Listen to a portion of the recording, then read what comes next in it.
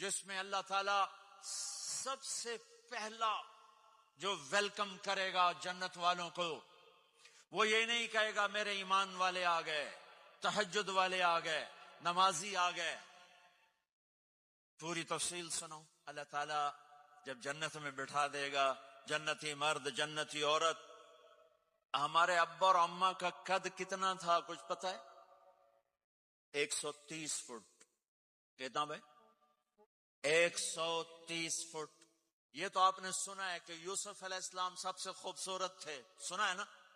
یہ بہت کم مرد عورتوں کو پتا ہوگا کہ عورتوں میں سب سے خوبصورت کون تھا. وہ حضرت حوا. حضرت حوا. حضرت حوا 130 فٹ کی اماں تھی، 130 فٹ کے ابا تھے. پھر ٹائم کے ساتھ گزرتے گزرتے ہم چھوٹے ہوتے ہوتے ہوتے ہوتے ہوتے ہوتے یہاں تک آ گئے. آگے چل کے اور نیچے ہو جائیں گے. جنت میں یہ قد واپس سچ کرے گا 130 فٹ. ایک عرب نوجوان کہنے لگا اتنے قد کی کیا ضرورت ہے، ہمیں اتنا ہی کافی ہے. میں نے کہا تو یہ پتا ہے جنت کی کھجور کتنی لمبی ہے؟ کھجور درخت نہیں، پھل دانا کا نہیں. میں نے کہا جنت کی کھجور 25 فٹ لمبی ہے. دانا 25 فٹ کا ایک دانا ہے. وَتَمْرَتُهَا 12 ذِرَاعًا. تو ہے 5 فٹ. تو کھجور کے نیچے سے گزرا، اوپر سے ایک دانا تیرے سر کے اوپر گرا، تو تا وچے مر جاؤنا.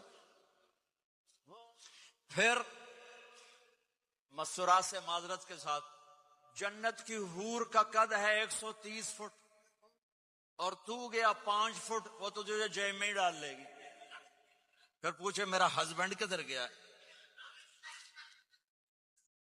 اور وہ جو لباس پہنتی ہے، لباس وہ 3 میل کے ریڈیس میں گھومتا ہے. 3 میل 3 مائل 3 مائل کے ریڈیس میں اس کا لباس گھومتا ہے.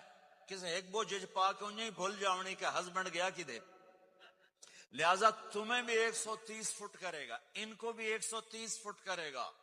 اور وہ جنت کی لڑکیاں تو پہلے 130 فٹ ہیں.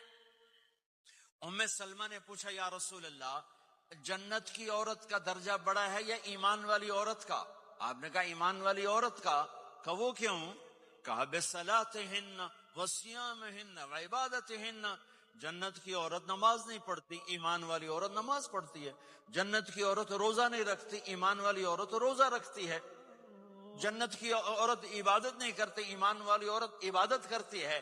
اس کے بدلے میں اللہ تعالیٰ ان کو جنت کی عورتوں سے عالی مقام نصیب